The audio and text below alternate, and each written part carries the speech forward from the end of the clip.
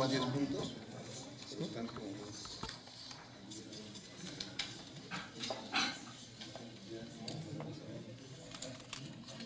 Gracias por su asistencia, por responder a la convocatoria que hicimos para poder los senadores Zoé Robledo Aburto, Armando Rospiter y su servidor fijar una posición relacionada con la presentación por parte de Mexicanos Primero sobre los 10 compromisos por la educación nacional con equidad y calidad.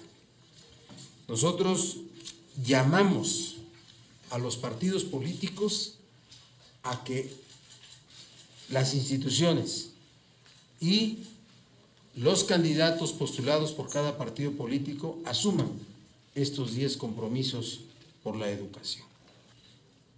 ¿Quién puede estar en contra de que un ciclo escolar tenga 200 días de duración? Y cada uno de los asuntos que aquí se están planteando, ¿quién puede estar en contra de que las plazas que se otorguen a los maestros no sean entregadas sin el previo concurso para poder establecer su asignación? Los senadores del PRD, en este momento 3 senadores del PRD, asumen estos 10 compromisos. Asumimos los 10 compromisos por la educación con equidad y calidad que hoy se presentan por diversas organizaciones de la sociedad civil, más allá de los perfiles políticos, más allá de las líneas de opinión que genere cualquier organización. Para nosotros los temas de educación son fundamentales y no quisimos dejar pasar más tiempo sin que en este mismo día tuviéramos una posición inicial de sumarnos a que se cumplan estos 10 compromisos que se presentaron el día de hoy. Y repito, a llamar a los partidos políticos para que sus candidatos, sus candidatas asuman esos 10 compromisos y sean presentadas las cartas correspondientes en la reunión que se llevará a cabo, según anuncio dado el día de hoy, para el día 12 de mayo. Básicamente es el propósito de nuestra conferencia. Yo quiero dar la palabra tanto al senador Robledo como al senador Rospiter para que hagan su manifestación respectiva. Sí, muchas gracias, coordinador. Como lo ha mencionado el senador Barbosa, como senadores del PRD, nos sumamos y damos la bienvenida a esta iniciativa de Mexicanos Primero y de 124 organizaciones de la sociedad civil, de lo más diverso, que el día de hoy respaldaron los 10 compromisos por la educación. Estamos convencidos en el PRD que es la educación la única forma de combatir el gran problema de nuestro país, que es la desigualdad. Educación para lograr real movilidad social y empezar a tener un México más parejo. Y en ese sentido, nadie, ningún padre de familia, ningún alumno, ningún maestro, por supuesto que ningún partido político puede oponerse a mejorar la educación. ¿Quién puede oponerse a crear mejores y más escuelas? ¿Quién puede oponerse a actualizar y mantener en buen estado las que ya existen? ¿Quién puede oponerse a que los profesores estén mejor capacitados y tengan mejores condiciones de trabajo y además también mejores salarios? Por eso, como senadores, nos estamos sumando a este compromiso y también haremos los propios en nuestros estados con otros compañeros del partido que hoy buscan un cargo de elección popular para invitarlos a sumarse y saber que sus decisiones y sus acciones cuando ocupen ese cargo de elección popular estarán pues acorde y alineados a estos 10 compromisos por la educación. Gracias. Sí, muchas gracias, presidente. Como senador por el estado de Guerrero, obviamente estos 10 puntos son fundamentales, son sumamente importantes para que un estado como el que yo represento y que tiene niveles importantes de rezago en materia educativa pueda salir adelante. Y hay que retomarlos para poner en claridad que ningún candidato de ningún partido político debería estar en contra de esto. A manera de ejemplo, se pone como punto número 5, que se concursen todas las plazas del sistema educativo nacional y que sean asignadas estrictamente a los mejor calificados en los concursos de oposición. ¿Qué es lo que quiere un padre de familia? ¿Qué es lo que quiere una madre de familia? Pues que tenga el mejor maestro o maestra, que si su hijo va a la escuela, va a aprender y de ese aprendizaje depende su vida futura, pues que tenga, que esté bajo su encargo el mejor maestro o maestra posible, que no sea algún actor que por otro tipo de definiciones más allá del mérito de ser el mejor capacitado, termine dándole clases, porque al final de cuentas esto termina causándole un enorme daño no solamente a un niño, sino a generaciones enteras y a la vida en general. Yo creo que ningún padre de familia en su sano juicio podría decir que le dé a mi hijo clases un maestro que no es el mejor calificado. O el punto número 8, que se transparente y depure la nómina magisterial para que se deje de pagar con dinero público a maestros aviadores, comisionados sindicales o cualquier otra función que no desempeñe una función docente. En un lugar como Guerrero, en Chiapas, en Oaxaca, en Michoacán, en las zonas de mayor marginación, tenemos escuelas sin mesabancos, sin pizarrones, sin bardas perimetrales, sin baños públicos, sin acceso a agua potable. Nuestros niños no pueden estar así. ¿Por qué es indispensable que se depure la nómina? Porque de ahí puede haber economías que permitan invertir en mesabancos, en pizarrones, en mejores condiciones de infraestructura, que son las que requiere la montaña, que son las que requieren los niños de la Mixteca, los niños de la Cañada, los niños de las partes más pobres del país, y que en el caso de los estados del sur, pues hay graves representaciones de este tipo de necesidades. Y aquí hay que hacer un llamado especialmente a la Secretaría de Hacienda. Este punto es importante, ¿por qué? Se hizo una reforma en la cual se reconcentró la nómina magisterial y hoy deben estarse generando importantes economías de maestros aviadores, de maestros que estaban cobrando sin estar dando clases. ¿A dónde se van a ir esos recursos? ¿En qué se van a reinvertir? Pues obviamente que habría que estar muy atentos, sobre todo ahora en el debate de base cero, para que no se vayan a pago de deuda u otro tipo de cuestiones, es decir, que se reinviertan en el sector educativo, ahí donde fallas en términos del pago de la nómina estaban generando distorsiones en el presupuesto y que ahora, mejor canalizadas, podrían permitir que haya mejor infraestructura, especialmente en las zonas de mayor pobreza. Son dos ejemplos pues que nos llevan, como ha dicho el senador Barbosa, a apoyar contundentemente estos 10 puntos que presenta Mexicanos Primero.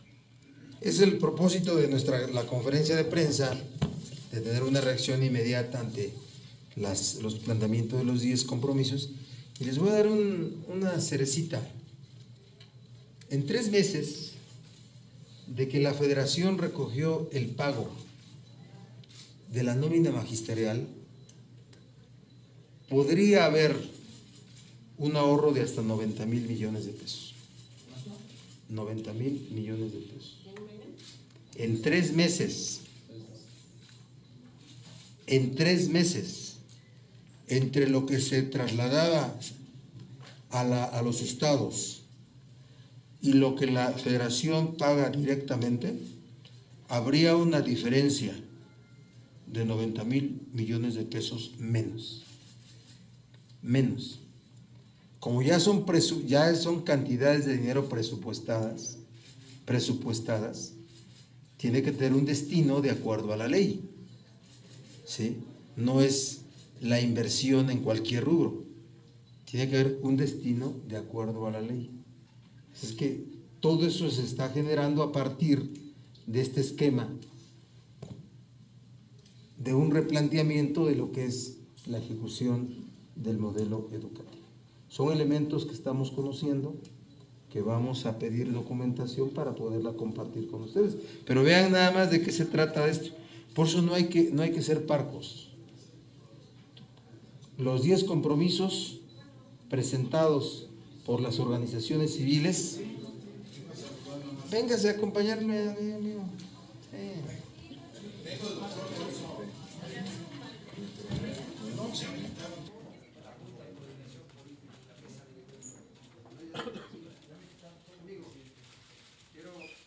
Quiero presentarles al senador Emilio Gamboa Patrón. Mucho gusto, por si no lo conocía. Y dice que les quiere dar, como dijo el doctor, la de 8.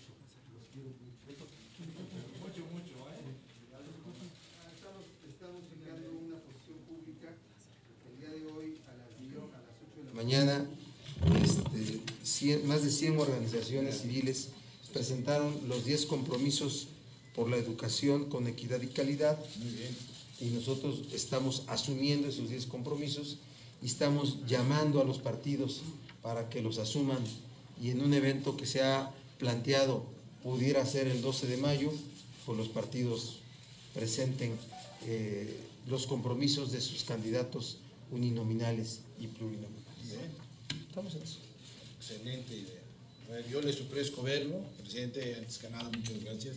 Compañeros senadores, muchísimas gracias a mis amigas y amigos de los medios. Yo no sabía de esto, pero todo lo que es educación es un compromiso que tiene mi partido, es un compromiso personal.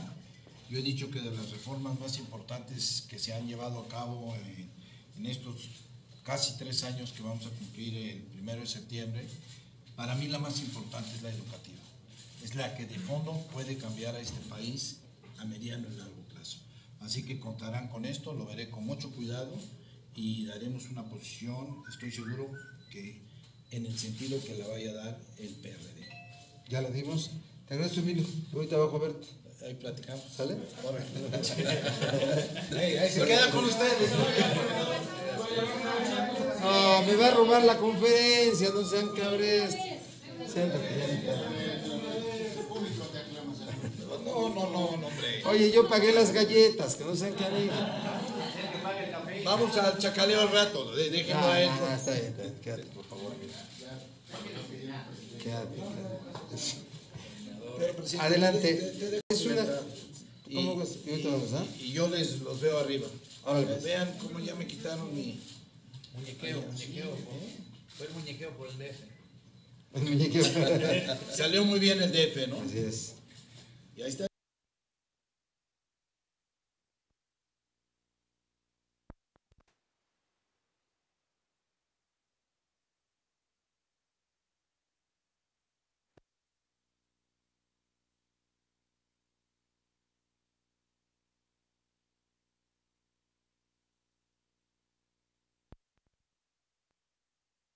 Dijo que a lo mejor, pero no están al 100. Es todo un esfuerzo que ha llevado años, senadores, que se puede truncar. El senador Herrera dijo en la mañana que era una obligación de los diputados. Todo se va a caer, todo va a quedar en una llamarada, como diría Manolo Muñoz. Bueno, primero decirles que la reforma, la sesión de ayer de la Cámara de Senadores, en la cual se aprobaron la reforma de diversos artículos de la Constitución sobre la reforma política del Distrito Federal, es el resultado de un esfuerzo de acuerdos parlamentarios y políticos de más de 2 años, ¿sí? De más de 2 años, un dictamen que estuvo casi terminado en diciembre del 2013, que pudo haber salido en el 2014, mediante lo que ha hecho gala esta legislatura en el Senado, que es el cumplimiento de la palabra, permitió que ayer los grupos parlamentarios debatiéramos con diversidad de opiniones dentro de cada grupo parlamentario, pero que apoyaran en una gran mayoría esta reforma. Hoy le toca a los diputados, ellos forman parte de estos acuerdos, sí, porque la reforma política del DF formó parte del conjunto de la reforma política en general, de los temas de la reforma política en general, y por tanto forman parte de los acuerdos. Las lógicas, la dinámica de cada cámara es diferente, y más cuando estamos a un día de que concluya este periodo, pero yo sé que se están haciendo los esfuerzos para que un asunto que forma parte de un acuerdo político, no solamente de senadores, fue de diputados, fue de partidos políticos, fue de factores que inciden en el proceso legislativo, participaron en lo que ayer ocurrió, con la dinámica propia de cada cámara, de cada grupo parlamentario. Es decir, que yo me quedo con la posición de que la Cámara de Diputados actuará en consecuencia. Sí, reconociendo que es un momento de dificultad a un día de que se concluya, pero no vamos a bajar la guardia hasta mañana, y si mañana no hubiere, que yo espero que haya, ya daremos una opinión en relación a una salida posible. Yo les comento.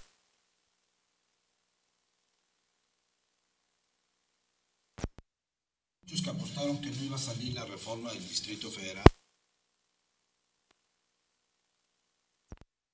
Tuvimos 2 años discutiendo, analizando, mejorando. Todavía en esta mesa, la semana pasada, el senador Ríos Peter quería fijar una posición sobre un artículo muy concreto y seguíamos debatiendo los panistas, los perredistas, los priistas, y lo que nunca se creyó es que iba a salir. A mí me preguntaban con incertidumbre ustedes, oiga, ¿y si va a salir la del DF? No, estamos trabajando y eso lo hacemos. ¿Y qué estamos privilegiando en el Senado de la República? Esta mesa, la mesa del diálogo, la mesa de la negociación, de los acuerdos, del compromiso y de la palabra empeñada. El día de ayer fue una conducción muy buena por parte del presidente. Como todas. Hubo posiciones encontradas dentro de los mismos partidos. Yo en la mañana me encontré a algunos compañeros y compañeras que andaban inquietos con la reforma del Distrito Federal. El senador Burgos y mis compañeras y compañeros que participaron en las negociaciones estuvieron explicando por más de 1 hora las bondades que tenía la reforma, el porqué de la Constitución, por qué el constituyente, la Asamblea Constituyente, y por qué no entraba la ciudadanía. El 60% del constituyente va a ser ciudadanía, van a ser ciudadanos que van a tener que cumplir con los requisitos que se les van a poner, pero es un paquete enorme donde van a participar en la nueva reforma de esta Ciudad de México, como le pusimos ayer, que todavía no está definida, hoy todavía es la jefatura del Distrito Federal, pero yo hago un llamado a mis compañeros senadores y a mis compañeras diputadas y mis compañeros diputados federales de todos los partidos, que se haga un esfuerzo.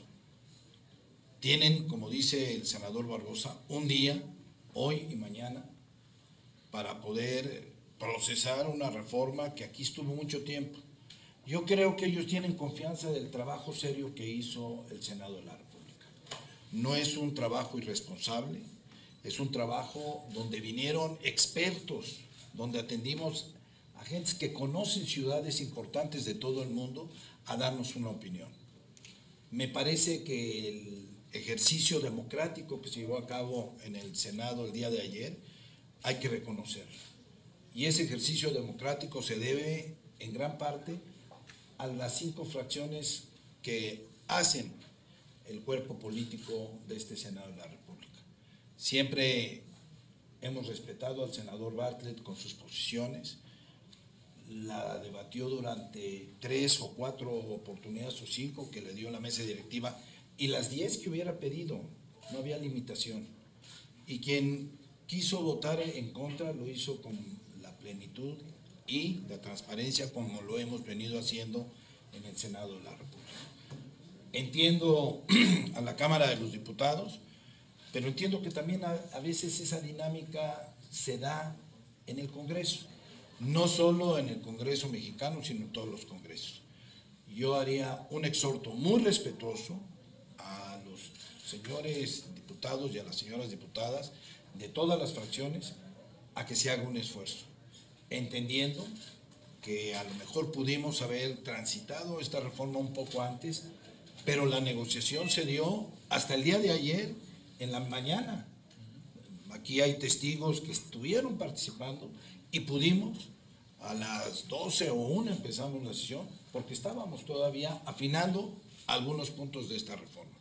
Por eso yo felicito al Senado, sin duda alguna, a todas las fracciones, al presidente de la mesa por la conducción y felicito de verdad a todos los que viven en esta ciudad a que participen a elaborar las nuevas leyes que van a regir el destino de esta gran ciudad que es la Ciudad de México.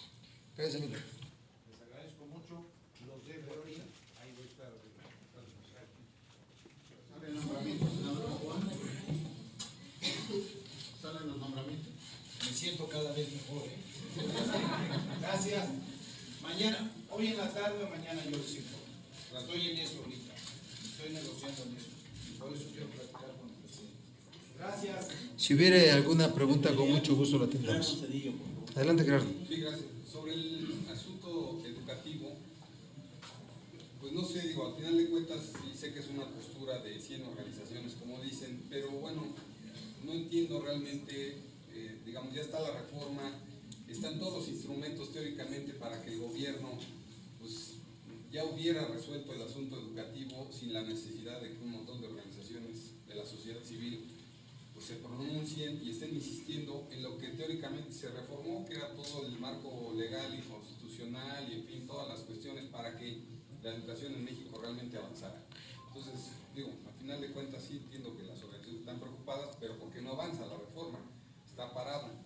Yo quisiera una postura al respecto de esto, ¿no? En realidad el gobierno es el que tiene los instrumentos y no lo está poniendo en práctica, ¿no? Miren, en México muchos de los problemas que ocurren están generados por el incumplimiento a la ley. Y efectivamente, las menciones de estos 10 puntos están contenidas en la ley. Y por eso es por lo que nosotros nos sumamos a este llamamiento que hacen organizaciones civiles en el tema de la educación. Pero estaremos siempre atentos a los llamados de cumplimiento de la ley. No puede estarse evadiendo el cumplimiento de la ley. Una de las cosas que yo espero todavía poder procesar políticamente con los grupos parlamentarios es que el Senado forme una comisión de seguimiento e implementación de las reformas aprobadas. Solo la Cámara o las cámaras o el Congreso o el Poder Legislativo será quien apruebe leyes y después se desentienda de su implementación y cumplimiento. No. Entonces hay que responder inmediatamente a esto, porque tal parece que solo sería un asunto de excepción. Por yo digo, llamamos a los partidos, llamamos a los candidatos que van a integrar la nueva Cámara de los Diputados, que van a formar parte de las autoridades electas a nivel local, para que puedan ellos encontrar una posición bien clara en el tema de la educación. Es lo que te respondería, Gerardo. Si alguien de ustedes quisiera decir algo, Zoe. Sí, yo quiero saber. A ver, adelante. De los 90,000 millones que dice que recuperó la federación, ¿cuánto de ese dinero es de maestros a los que no les pagaron? No tenemos información. Estamos en, así es como se empiezan el tipo de seguimientos en cosas. Tuvimos información que en solo 3 meses, esa es una diferencia. Si hubiera un error también se los digo, pero no tenemos información del desglose, ni oficial. Esto es un asunto de lo que también gente vinculada al tema educativo nos ha dicho. Pero es de la centralización de la... Sí, así es.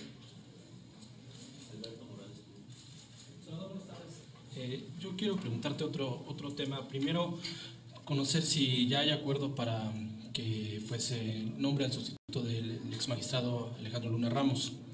Y también quiero conocer tu opinión. Hoy el Universal da a conocer que solamente 9 de 66 candidatos a gobernador han hecho públicas sus declaraciones patrimoniales y de intereses. Entonces también ver en ese sentido, pues ustedes como ven en el discurso están manejando la transparencia, pero en la realidad no lo están haciendo. Y también hoy la función pública da a conocer unos lineamientos para evitar el conflicto de interés, ver si ustedes consideran que son los adecuados y se van a acatar a ellos. Bueno, primero el tema del relevo del magistrado Alejandro Luna Ramos es de las cosas que están en curso para que las resolvamos hoy mismo. El Partido Acción Nacional no participará, ha dicho, en el nombramiento de ningún otro cargo si no se resuelve primero el tema del relevo. El Partido Revolución Institucional no ha encontrado un acuerdo como grupo parlamentario, así nos ha informado el senador Gamboa, para este asunto. El PR tiene una posición que hemos hecho pública desde hace semanas, a favor del señor Aguirre, ¿sí? Es lo que tenemos. Así es que no podrá irse el Senado de receso sin que desahoguemos el procedimiento. No sé si alcancen dos tercios, porque la condición para que haya nuevo magistrado es que sean 2/3 de los votos de los senadores y senadoras presentes. Entonces, así te podría informar de este asunto.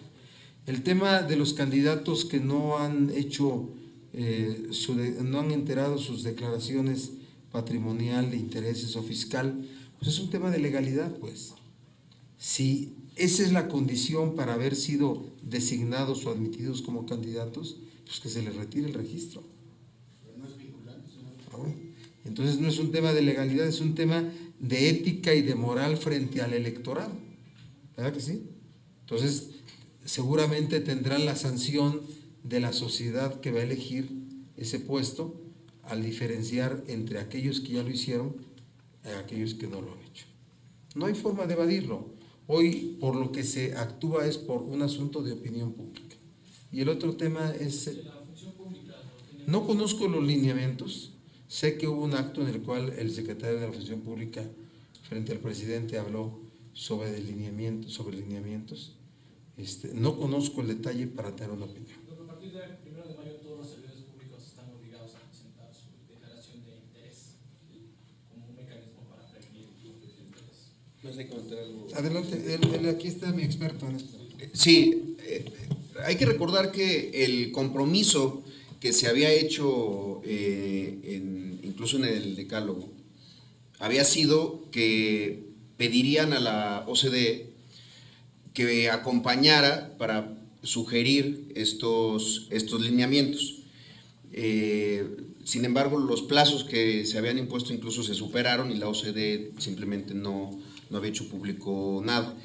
Ahora, yo sí quiero insistir en un asunto. Tanto la Organización Transparencia Mexicana, que es capítulo en México de Transparencia Internacional, como el Instituto Mexicano de la Competitividad, cuando aquí en el Senado de la República se lanzó el 3 de 3, se pusieron también, y era parte de la lógica de este esfuerzo, se pusieron a consideración los lineamientos e incluso un formato ya terminado de declaración de intereses que está basado básicamente en la declaración de intereses chilena, la francesa y la británica.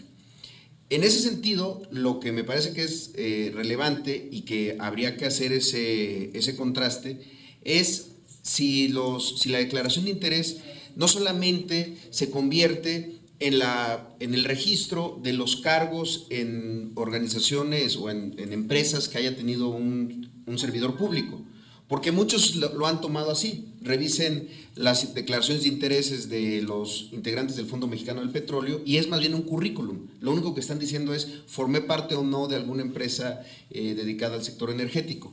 En ese sentido, creemos que la declaración de interés tiene que ser muchísimo más amplia. Tiene que hablar, y ahí creo que sí hay vacíos, tiene que hablar de patrocinios que se hayan recibido, regalos, favores, todo un esquema en donde haya habido algún intento, aunque no haya sido declarado de manera tal o de manera expresa, de manipular o de influir sobre una decisión pública. En ese sentido, yo sí creo que mientras más mejor, y creo que todavía hay temas que carecen estos lineamientos, pero como ya lo señaló el presidente, pues tendremos que hacer una revisión muy exhaustiva y contrastarlos con lo que ya se ha planteado desde otras organizaciones. Solamente para ampliar, no puede ser, y creo que es la crítica que hay que hacerle a este anuncio grandilocuente, el tema de conflicto de intereses después del escándalo o los escándalos que se han conocido no puede ser un acto voluntarioso de parte de los funcionarios públicos. En el debate del Sistema Nacional Anticorrupción dejamos muy claros 10 puntos de leyes que están pendientes. Yo pondría precisamente a partir de este planteamiento la principal ley sobre la que tenemos entonces que empezar a trabajar es sobre la legislación que regule el conflicto de intereses para que no sean formatos dispares, diferenciados, sino que senadores, legisladores locales, presidentes municipales, síndicos, regidores, presidente de la República, todos en su carácter de servidores públicos presenten información que se vuelva transparente respecto al tema de conflicto de interés. El tema de la legislación en materia de cabildeo, que es un asunto que aquí especialmente en el Senado y en los cuerpos legislativos son asuntos complejos, tienen que ser la parte de legislación que nos llevará un año y en la cual ya tenemos que estar trabajando en este momento. Y nada más para sumar a la suma de la suma. Creo que aquí el gran problema va a seguir siendo que no hayamos logrado ni en la Ley General de Transparencia ni en el Sistema Nacional Anticorrupción, pues las modificaciones que se le tienen que hacer a la Ley General de Responsabilidades de Servidores Públicos en su artículo 40, para que las declaraciones patrimoniales y de intereses pues sean públicas. Eso creo que es lo fundamental, porque incluso hasta teniendo un buen diseño o un diseño aceptable de formato de declaración de intereses, si estas siguen sin ser públicas, pues podemos caer exactamente en el mismo esquema de opacidad que estamos buscando combatir. Ya se me vino la luz. A ver, miren, el anuncio que hizo el secretario de la Función Pública fue una serie de medidas que asume la Secretaría y que sin duda se imponen como obligación por un acuerdo administrativo, puede ser inclusive hasta un decreto, ¿sí?, sobre medidas de esta naturaleza. Pero el Sistema Nacional Anticorrupción, que tienes hasta el próximo abril para provocar todo el andamiaje legal de leyes secundarias en este asunto, y 6 son 2 leyes nuevas y reformas a 6 ya existentes, entre ellas la Ley de Responsabilidad de Servidores Públicos, ¿verdad?, la Ley Orgánica de la Administración Pública Federal. Entonces, no es que tengamos que esperar el proyecto. El senador Ríos Peter, la senadora Marcela Torres Pember anunciaron y yo estuve coincidente con ellos para apoyar esa propuesta, una ruta, fíjense nada más, una ruta de construcción de abril a abril, que por cierto es a partir de que se promulgue, ¿no? De que pase por los estados, para dejarlo bien claro, de un año para poder construir todo el andamiaje legal. 2 leyes nuevas y reformas a 6 existentes, donde tendrán que abordarse todos estos asuntos para que no sea un asunto de decreto, sea un asunto de contenidos, de leyes derivados del Sistema Nacional Anticorrupción. Eso es lo que hay que destacar, ¿sí? Hoy esto, Arturito está por allá, hoy lo que anuncia el secretario de la Función Pública tiene esa calidad de un anuncio de la Secretaría en un acuerdo administrativo o hasta en un decreto tomado con el propio presidente de la República, pero por lo que hay que abundar es por las reformas a la ley derivadas del Sistema Nacional Anticorrupción. No demerito con ello eso, sin duda que cualquier cosa, ¿cómo dijiste eso? Entre más mejor, parecía, así se dirían los niños, más mejor, ¿sí? Entre más mejor, ¿sí? Y qué bueno que sea, pero la forma hermenéuticamente apropiada es reformas a la ley derivadas de la reforma constitucional, y que será, acuérdense de mí, la ruta ciudadana que tenga que desarrollar los legisladores para el siguiente año legislativo.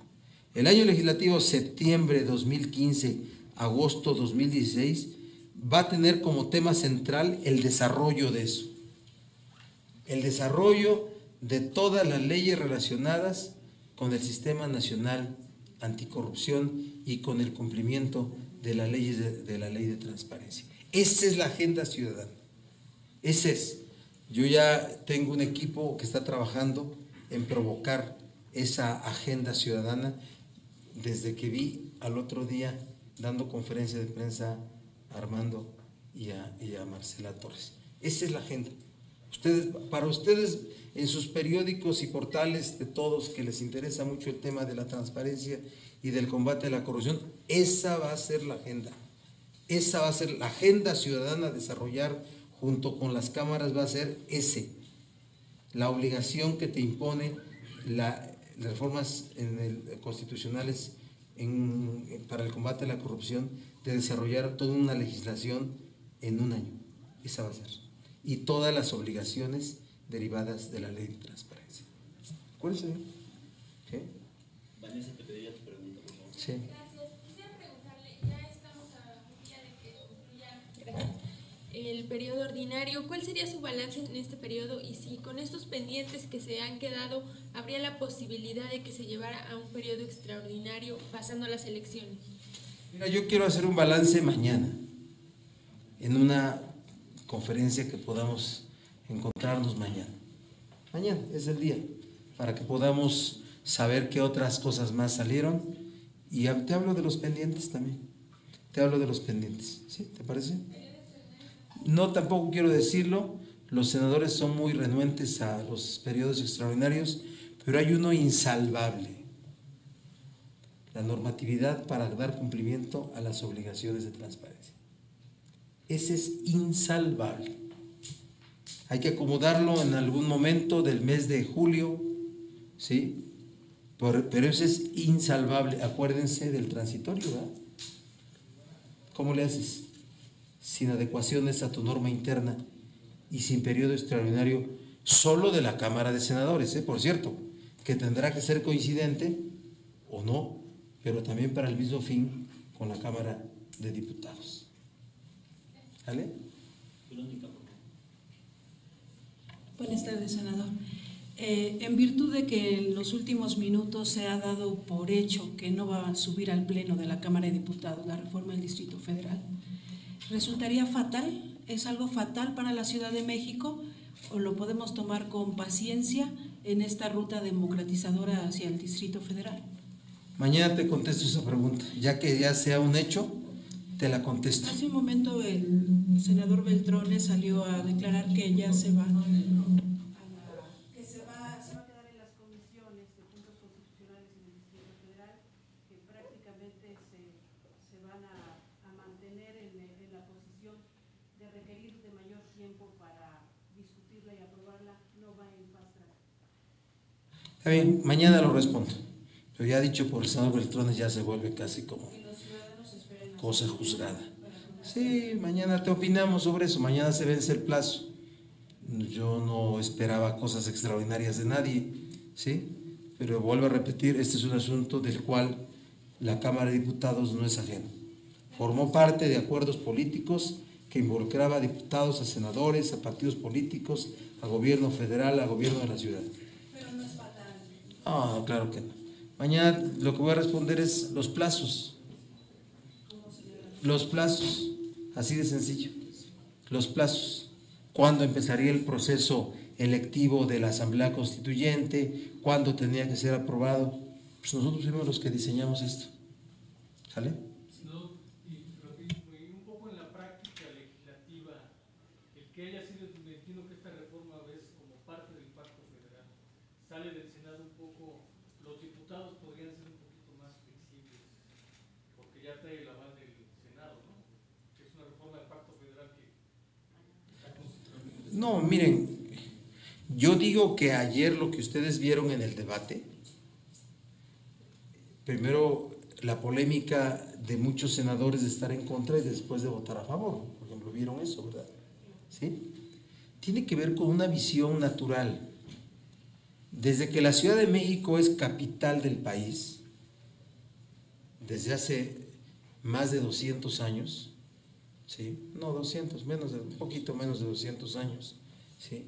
Se ha visto a la capital del país como aquel lugar que es subsidiado para su funcionamiento.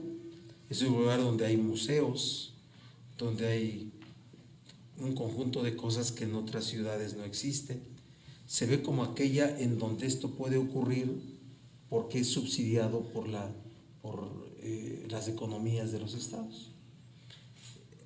De ahí un asunto de visión regionalista. ¿De verdad que sí? Yo no voy a abonar a una posición porque soy un provinciano que vive felizmente en la Ciudad de México. Y para nosotros la Ciudad de México, los provincianos, es un punto de referencia importante. ¿Sí o no soy? Pues aquí todos los provincianos. ¿Sí? ¿Más? No nos espanta. Y entonces se tiene una idea derivada de una información que no es la correcta. Ni el sistema recaudatorio a través de la Ley de Coordinación Fiscal genera un beneficio para el Distrito Federal que sea redistribuir una recaudación mayor de la que se tiene acá.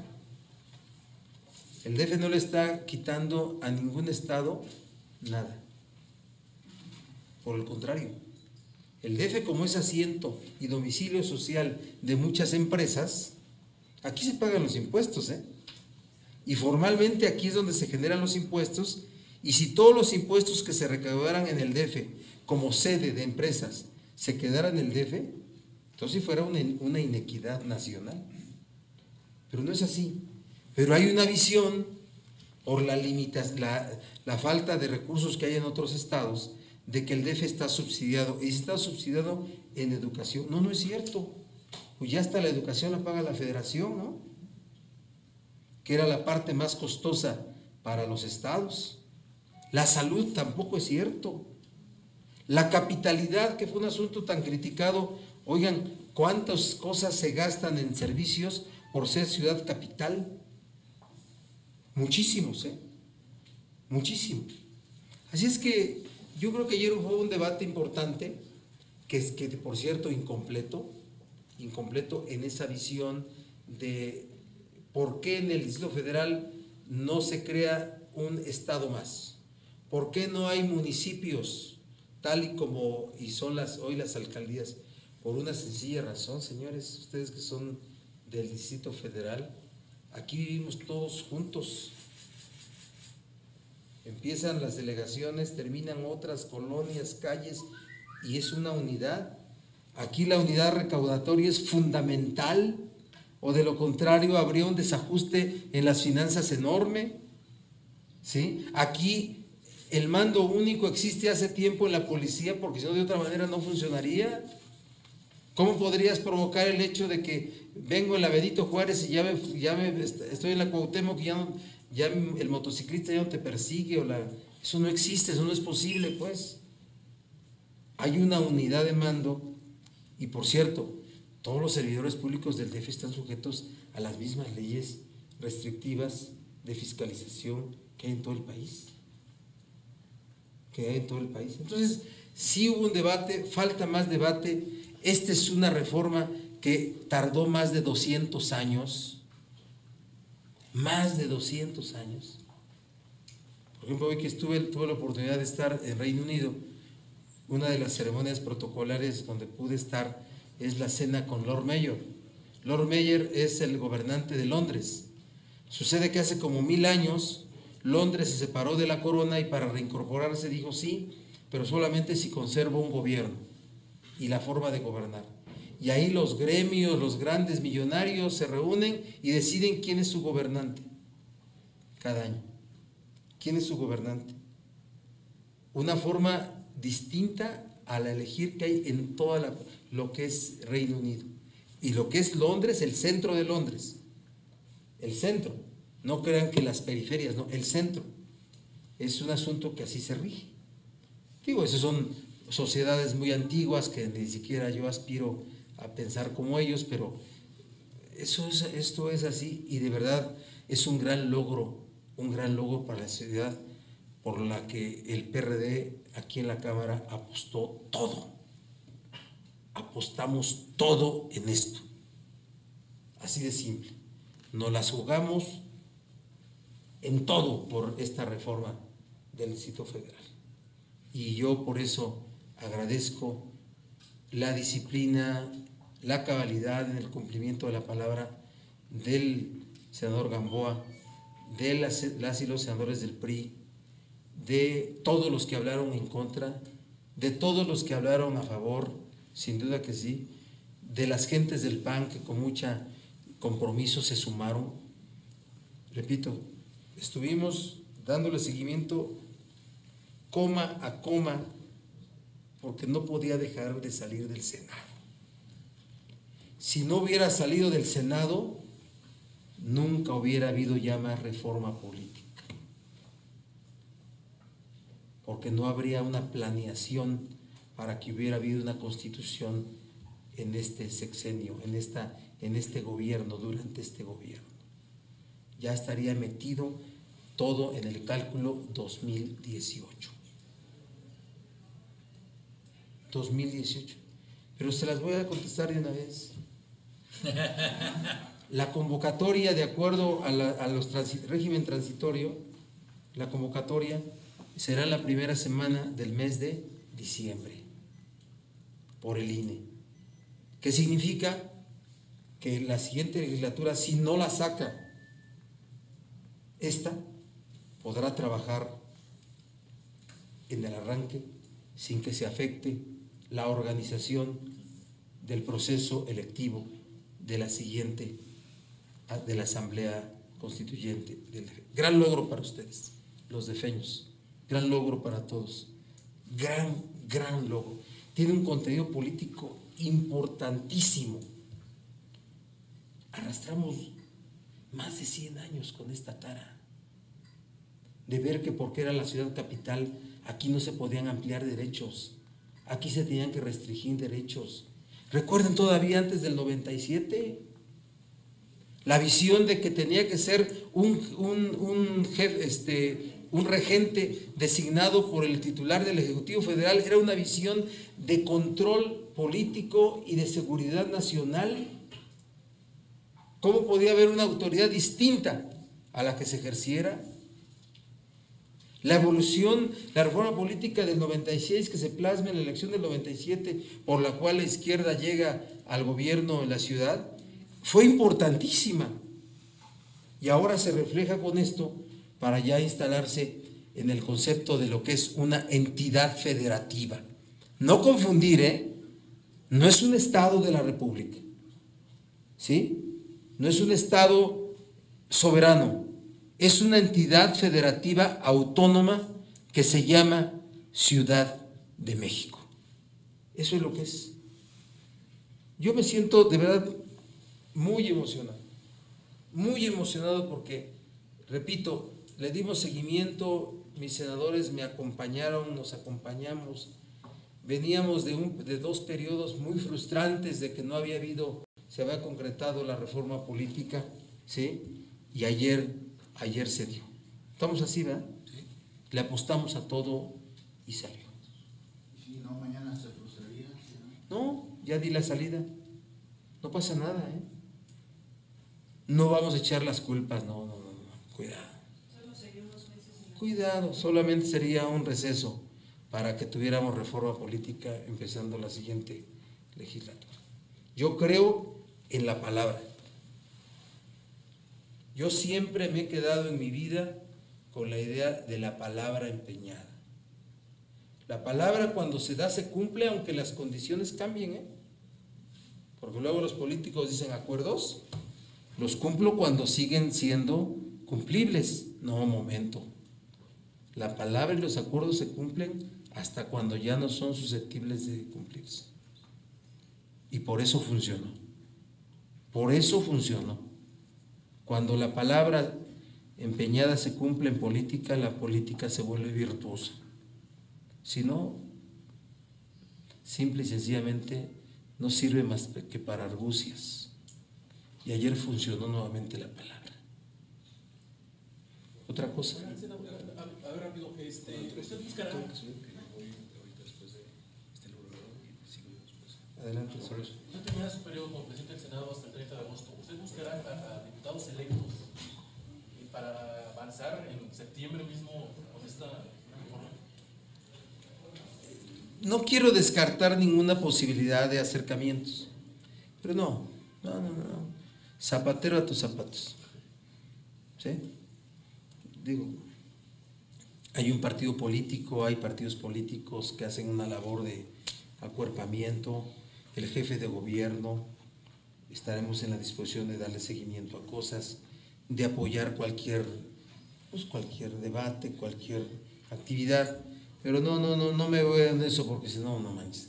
O sea, no es que seas el papá del hijo, ¿sí? Pues eres el papá de un ratito, ¿no? Y aquí los papás fuimos 22 senadores con el apoyo de todas y todos aquí en el Senado. No nos sentimos héroes de nada, también, porque a veces, ay, payaso, ¿sí me explico? ¿Sí? No, pero claro que le apostamos a esto todos nosotros. Gracias.